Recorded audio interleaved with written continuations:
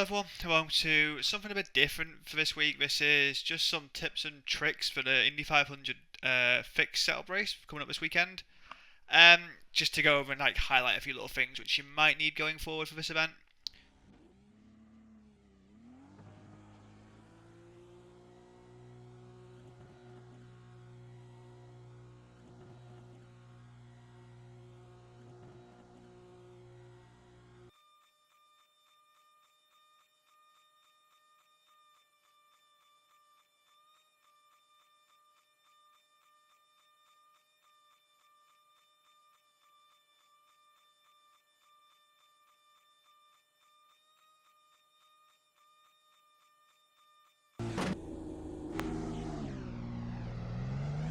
You've got about 5 laps of fuel left.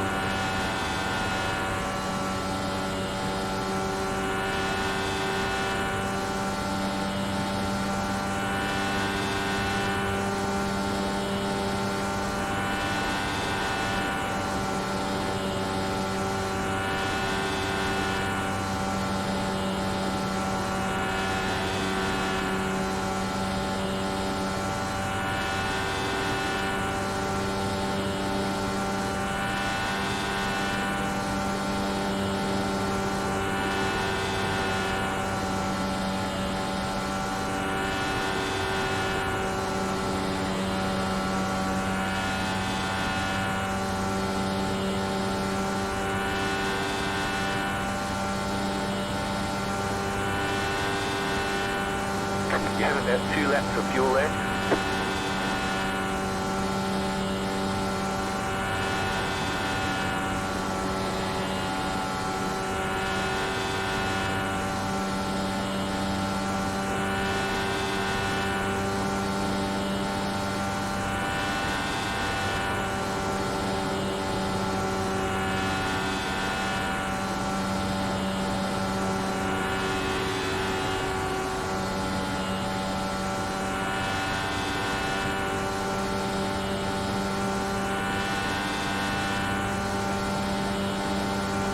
You have about 1 lap of fuel left.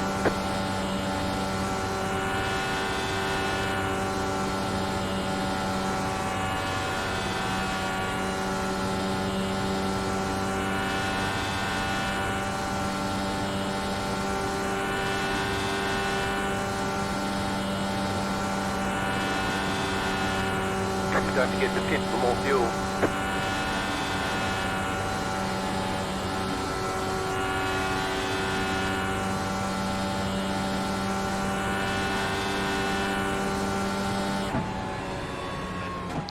So, firstly, I've just paused the video here from the run, which you've seen previous. Biggest key here is you see your oil temp is around 220 to 225 is the window you want to be aiming for. But the biggest key you need to do here is try and keep that water temp as low as possible, but when have the oil temp higher. This will give you the maximum power of the car, and it's just a little trick what everyone's done over the years. So this would be something you need to be practicing for. You can go at 220, can go at 225. not really a big difference. Just be a bit wary due to the time. It can take a bit longer to get there with the RPM. But one thing I would say, if you want to go a bit more oil temp, maybe go a bit higher on the RPM, go to about 7.5 and bounce it there. If you're happy with 220 and below, obviously you can go a bit lower RPM. Either way, from this you'll do the same approach where you'll always drive away in first gear and try and keep about 50 to 60% throttle and slowly build it up. Don't want to light the rears up on the way out. If you do this, all this means is you're going to have massive oversteering as soon as you turn into the high speed of turn 1. So just be a bit careful of that. So always just pull away the same. Just slowly build it up and aim for around 125. Around 125 to 127 is around a decent window.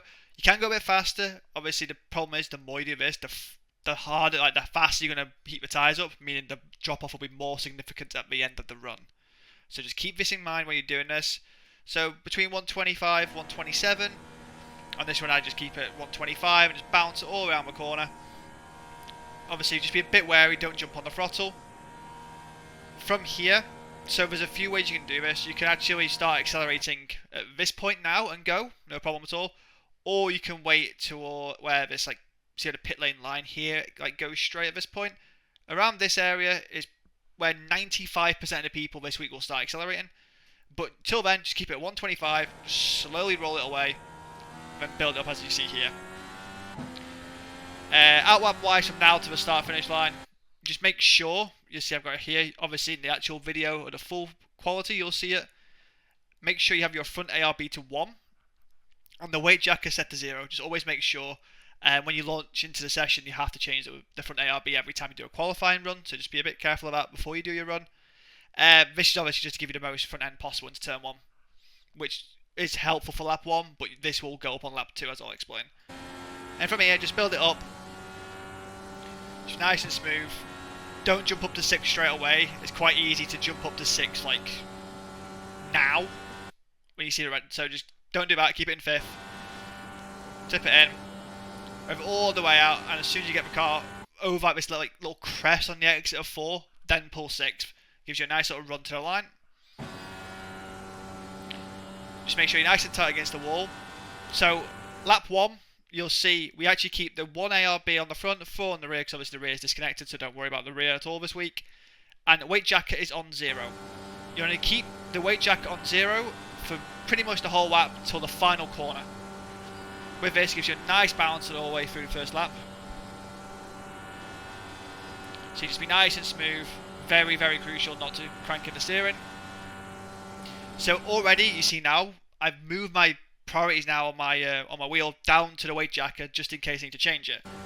So you can actually go to -1 already for this corner for turn 3 and turn 4. So we do this on, we go down to -1 for the apex of entry of 4. Just keeps the rear end nice to keep it in check. All the way up to the wall, just be obviously a bit careful. Don't go really into the wall and clip the wall. Any sort of scraping here or being really into the wall can just lose you a bit of time to the line. The biggest thing now is your main priority for lap 2 is make sure you have that front ARB back up to 2. You can do it on 1. You probably can get away with it. It'll just be very aggressive on entries, so just be a bit careful of that. But I'd always go back to 2 now. Just it keeps it a bit safer. But we keep the -1 weight jacker now for turn 1. Again, from now, this is where you'll start just slowly increasing the weight jacker all the way through the lap, or decreasing it, should we say? But keep it -1 for turn 1. Turn 1 now should be absolutely fine, no problems at all. Turn 2, you can again go down if you want to be a bit more aggressive with the weight jacker, but 1 is fine through here. Key, just to get your left wheels just inside this white line here, and let it run out as far as you can up to the wall. Don't worry about it too much. You can go a bit further up here than you think. Then run up to 3. You can again go down 1, click on the weight jacket to -2, which I do now, or you can leave it in -1. Either is fine. The main thing is what I noticed from the runs is the main priority on the weight jacket is going down for the final corner for the exit. That was the biggest one. 1 and 2 I felt like wasn't too extreme. 3 was okay, but 4 you definitely had to keep going down the weight jacket through the run to get the maximum pace out of the car. You see I'm already down to -2. And then keep it at -2 or go to -3. I wouldn't recommend going -3 already on lap 2. I would keep it -2 for now. -3 I'd say for lap 3, and then obviously a bit more for lap 4. Again, close to the curb, run it out, and start in lap 3. Same again, we're keeping -2 for turn 1. Same on the way in, nice and close to the curb, run it out. Now you see I've actually gone again on the weight jacket to -3 just for turn 2.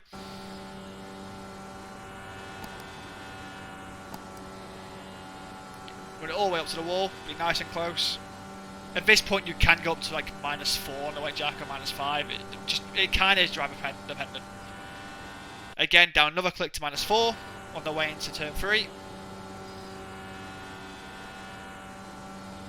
You can go to 5 here, but 4 is absolutely fine as well. Gives you a nice run on the exit. And then, starting the final lap is really where you'll start doing a lot more of your weight jacket changes. So into 1, you can go 5, but 4 to me was just fine as well. Same approach as always, turn 1. Up tightly against the wall. 1 click on the weight jacket to -5 now.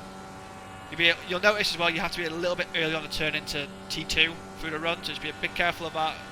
Obviously the understeer can catch you out quite easy at the end of a run. Down to -6 now for turn 3. Don't forget to pit for more fuel. And then 1 more click again for turn 4. On this one I actually drop it 1 more click to -8, see if it actually helped. In previous seasons people were dropping it just to get the run to the line, and it didn't really make a difference, so you probably leave it in -7, -6 at most for the final corner. And that is a really quick run for a 500. A lot of it is just kind of finding the balance what you like. Yes, you might hear people, you might see things on the IndyCar stuff, like people going a bit more aggressive with the weight jacket, being a bit more aggressive with the fuel burning, or getting the oil temp up. At the end of the day, it's kind of driver preference what you feel comfortable with getting the most out of, with a minimal steering inputs and just being super smooth through the run, and how aggressive you can have the car without it being too loose and like sliding and scrubbing. So they're like the biggest things I would say. Just make sure you just play around with a weight jacket. Don't have to go too extreme and too crazy this season, and you should be good to go. Just be very, very smooth is the biggest thing I'd give and biggest advice.